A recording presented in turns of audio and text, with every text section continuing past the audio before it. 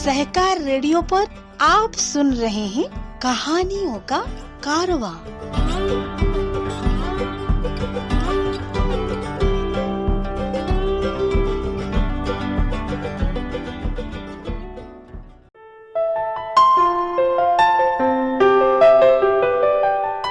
सहकार radio के श्रोताओं को पवन का नमस्कार।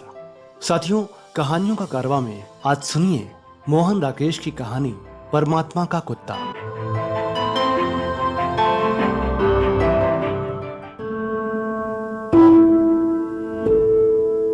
बहुत से लोग यहाँ वहां सिर लटकाए बैठे थे, जैसे किसी का मातम करने आए हों।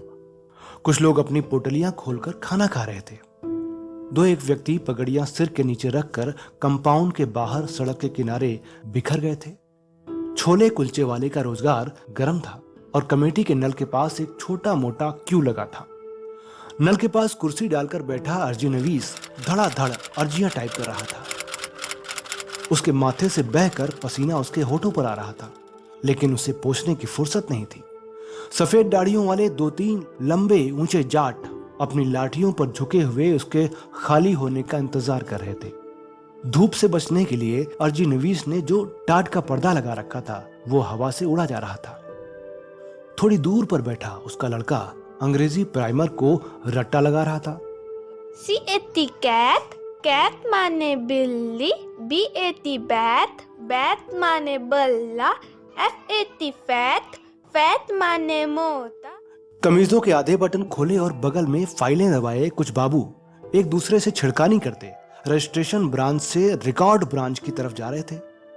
लाल बेल्ट वाला चपरासी आसपास की भीड़ से उदासीन अपने स्टूल पर बैठा मन ही मन कुछ हिसाब कर रहा था। कभी उसके होंठ हिलते थे और कभी सिर हिल जाता था। सारे कंपाउंड में सितंबर की खुली धूप फैली थी। चिड़ियों के कुछ बच्चे डालों से कूदने और फिर ऊपर उड़ने का अभ्यास कर रहे थे और बड़े बड़े कौवे पोर्च के एक सिरे से दूसरे सिरे तक चहलकदमी कर रहे थे। एक 70-75 साल की बुढ़िया जिसका सिर कांप रहा था और चेहरा झुर्रियों के गुंजल के सिवा कुछ नहीं था, लोगों से पूछ रही थी कि वो अपने लड़के के मरने के बाद उसके नाम इलाट हुई जमीन की हकदार हो जाती है या नहीं।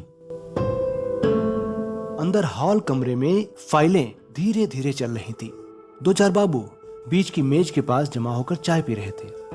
उनमें से एक दफ्तरी कागज पर लिखी अपनी ताजा गजल दोस्तों को सुना रहा था और दोस्त इस विश्वास के साथ सुन रहे थे कि वो गजल उसने शमा या 20वीं सदी के किसी पुराने अंक में से उड़ाई है।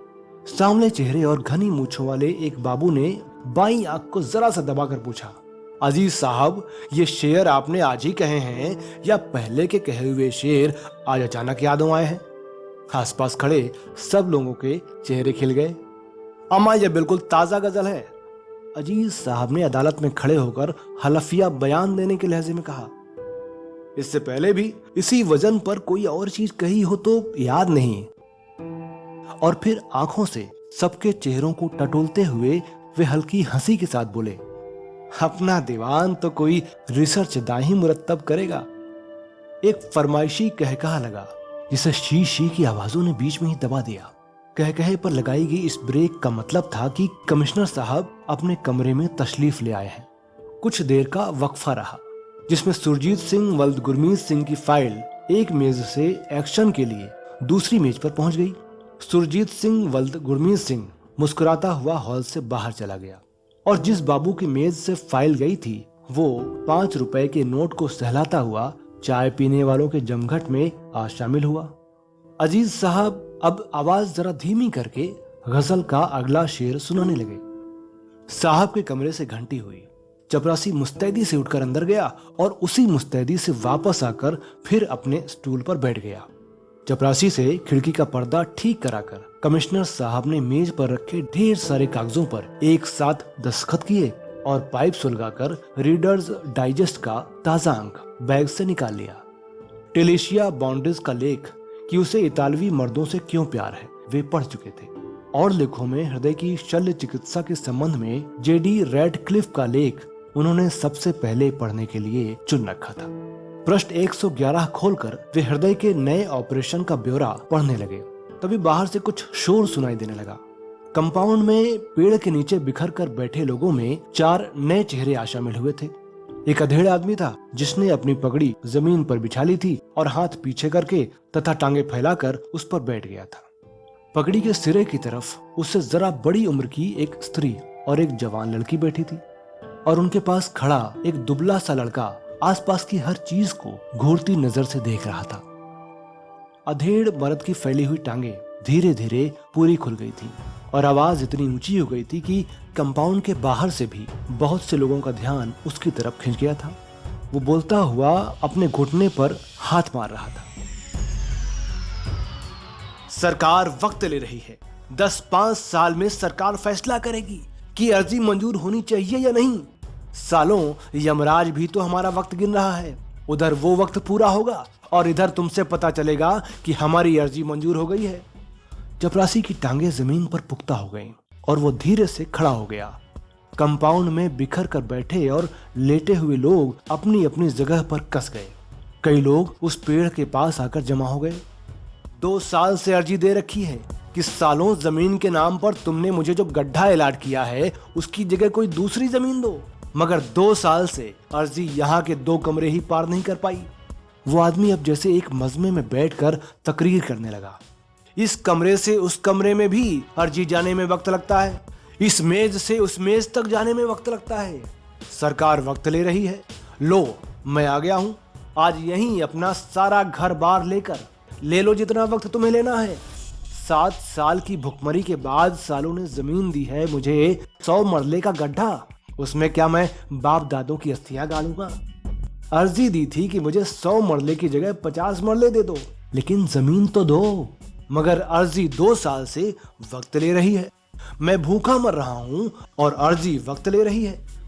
चपरासी अपने हथियार लिए हुए आगे आया, माथे पर त्योरियां और आंखों में क्रोध। आसपास की भीड़ को हटाता हुआ वो उसके पास आ गया। ए मिस्टर, चल यहां से बाहर। उसने अपने हथियारों की पूरी चोट के साथ कहा। चल उठ। मिस्टर आज यहां से नहीं उठ सकता। वो आदमी अपनी टांगे थोड़ी और चौड़ी करके बोला। मिस्टर आज यहां का बादशाह है। पहले मिस्टर देश के बेताज बादशाहों की जय बुलाता था, अब वो किसी की जय नहीं बुलाता। अब वो खुद यहाँ का बादशाह है, बेलाज बादशाह। उसे कोई लाज शर्म नहीं है, उस पर किसी का हुक्म नहीं चलता। समझे चपरासी बादशाह? तुझे अभी पता चल जाएगा कि तुझ पर किसी का हुक्म चलता है या नहीं। चपरासी बादशाह और गर्म हुआ। अभी पुलिस के सुपुर्द कर दिया जाएगा तो तेरी सारी बादशाहत निकल जाएगी। हा हा, बेलाज बादशाह हंसा। तेरी पुलिस मेरी बादशाही निकालेगी? तो बुला पुलिस को, मैं पुलिस के सामने नंगा हो जाऊंगा और कहूंगा कि निकालो मेरी बादशाही। हम में से किस किस की बादशाही निकालेगी पुलिस? ये मेरे साथ 3 बादशाह और हैं। ये मेरे भाई की बेवा है, उस भाई की जिसे पाकिस्तान में टांगों को पकड़कर चीर दिया गया था। ये मेरे भाई का लड़का है जो अभी से तपेदिक का मरीज है, और ये मेरे भाई की लड़की है जो अब ब्याहने के लायक हो गई है। इसकी बड़ी कुंवारी बहन आज भी पाकिस्तान में है। आज मैंने इन सब को बादशाही दे दी है। तू ले आ जाकर अपनी पुलिस कि आकर इन सब की बादशाही निकाल दे। कुत्ता साला। अंदर से कई एक बाबू निकलकर बाहर आ गए। कुत्ता साला सुनकर चपरासी आपे से बाहर हो गया। वो तैश में उसे बाह से पकड़कर घसीटने लगा। तुझे अभी पता चल जाता है कि कौन साला कुत्ता है। मैं तुझे मार मार कर। और उसने उसे अपने टूटे हुए बूट की एक ठोकर दी। स्त्री और लड़की सहम कर वहां से हट गईं। लड़का एक तरफ खड़ा होकर रोने लगा। बाबू लोग भीड़ को हटाते हुए आगे बढ़ाए और उन्होंने चपरासी को उस आदमी के पास से हटा दिया। चपरासी फिर भी बड़बड़ाता रहा। कमीना आदमी दफ्तर में आकर गाली देता है। मैं अभी तुझे दिखा देता कि एक तुम ही नहीं, यहां तुम सब के सब कुत्ते हो। वो आदमी कहता रहा। तुम सब भी कुत्ते हो और मैं भी कुत्ता हूं। फर्क सिर्फ इतना है कि तुम लोग सरकार के कुत्ते हो। हम लोगों की हड्डियां चूसते हो और सरकार की तरफ से भौंकते हो। मैं परमात्मा का कुत्ता हूं, उसकी दी हुई हवा खाकर जीता हूं और उसकी तरफ से भौंकता हूं। उसका घर इंसाफ का घर है, मैं उसके घर की रखवाली करता हूं। तुम सब उसके इंसाफ की दौलत के लुटेरे हो। तुम पर भौंकना मेरा फर्ज है, मेरे मालिक का फरमान है। मेरा तुमसे अजली बैर है। कुत्ते का बैरी कुत्ता होता है। तुम मेरे दुश्मन हो, मैं तुम्हारा दुश्मन हूं। मैं अकेला हूं, इसलिए तुम सब मिलकर मुझे मारो। मुझे यहां से निकाल दो। लेकिन मैं फिर भी भौंकता रहूंगा। तुम मेरा भौंकना बंद नहीं कर सकते। मेरे अंदर मेरे मालिक का नर है, मेरे वाह गुरु का तेज है। मुझे जहां बंद कर दोगे मैं वहां भौंकूंगा और भौंक भौंक कर तुम सबके कान फाड़ दूंगा। साले आदमी के कुत्ते, जूठी हड्डी पर मरने वाले कुत्ते, दुम हिला हिला कर जीने वाले कुत्ते। बाबा जी बस करो, एक बाबू हाथ जोड़कर बोला। अरे हम लोगों पर रहम खाओ और अपनी ये संतबानी बंद करो। बताओ तुम्हारा नाम क्या है, तुम्हारा केस क्या है? मेरा नाम है 1226/7।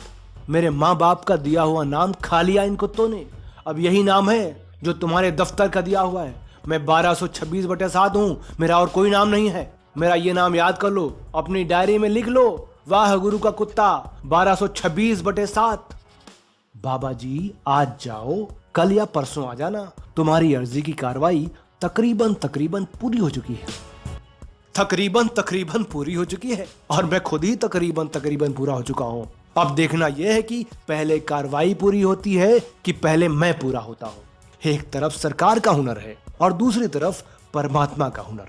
तुम्हारा तकरीबन अभी दफ्तर में ही रहेगा और मेरा तकरीबन कफन में पहुंच जाएगा। सालों ने सारी पढ़ाई खर्च करके 2 लफ्ज इजाद किए हैं, शायद और तकरीबन। शायद आपके कागज ऊपर चले गए हैं। तकरीबन कार्रवाई पूरी हो चुकी है। शायद से निकालो और तकरीबन में डाल दो। तकरीबन से निकालो और शायद में गर्क कर दो। तकरीबन 3-4 महीने में तहकीकात होगी। शायद महीने 2 महीने में रिपोर्ट आएगी। मैं आज शायद और तकरीबन दोनों घर पर छोड़ आया हूँ। मैं यहाँ बैठा हूँ और यहीं बैठा रहूंगा। मेरा काम होना है तो आज ही होगा और अभी होगा। तुम्हारे शायद और तकरीबन के गाहक ये सब खड़े हैं, ये ठगी इनसे करो। बाबू लोग अपनी सद्भावना के प्रभाव से निराश होकर एक एक करके अंदर लौट गए। बैठा है बैठा रहने दो, बकता है बकने दो। साला बदमाशी से काम निकालना चाहता है। Let him bark himself to death. बाबुओं के साथ चपरासी भी बड़बड़ाता हुआ अपने स्टूल पर लौट गया। मैं साले के दांत तोड़ देता। अब बाबू लोग हाकिम हैं और हाकिमों का कहाँ मानना पड़ता है, वरना। अरे बाबा शांति से काम ले, यहाँ मिन्नत चलती है, पैसा चलता है, धौंस नहीं चलती।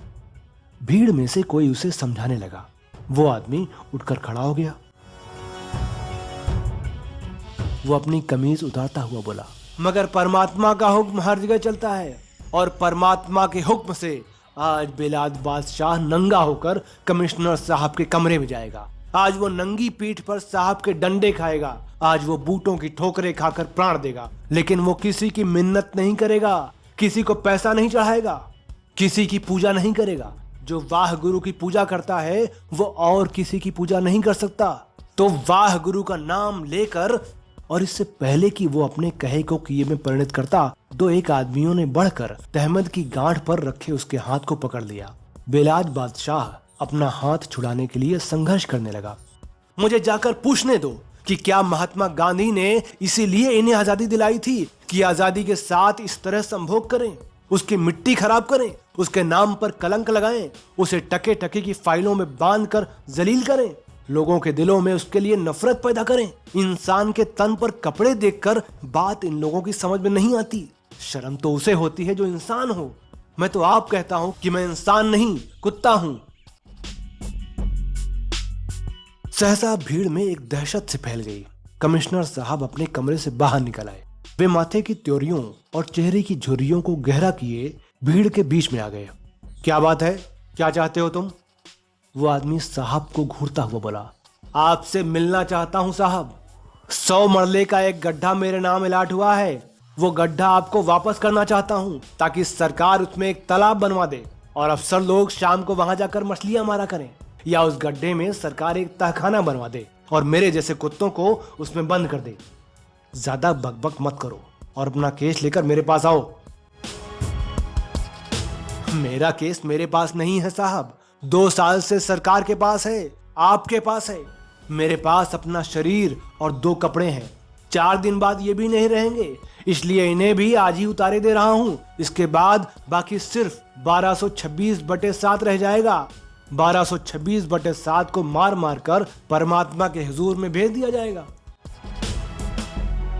ये बकवास बंद करो और मेरे साथ अंदर आओ। और कमिश्नर साहब अपने कमरे में वापस चले गए। वो आदमी भी कमीज कंधे पर रखे उस कमरे की तरफ चल दिया।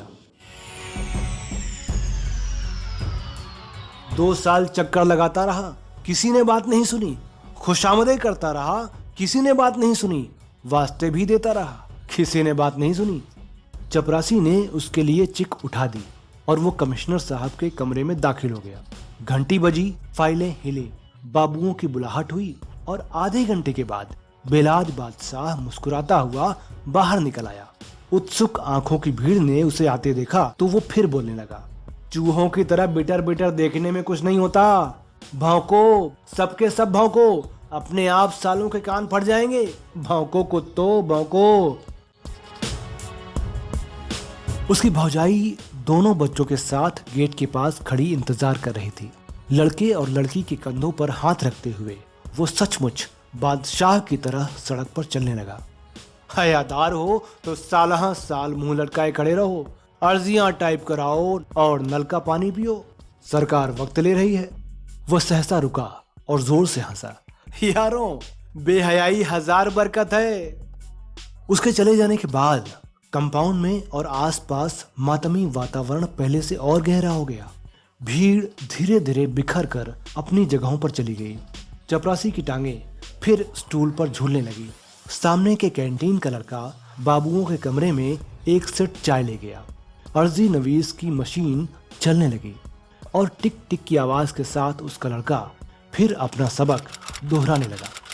PEN पैन, पैन माने तलम, HEN हैन, हैन माने मुर्गी, DEN डैन, डैन माने अंधेरी गुफा।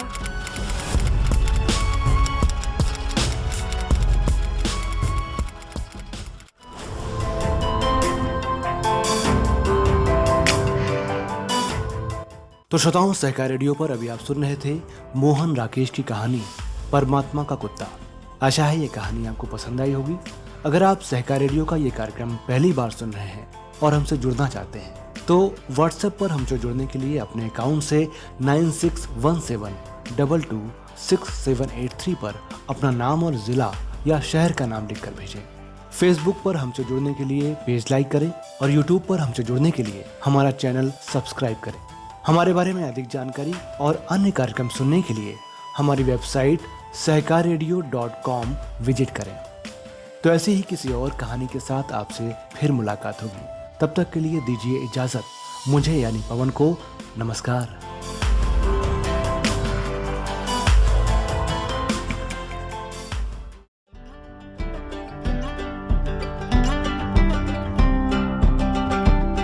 सहकार रेडियो पर आप सुन रहे थे कहानियों का कारवां।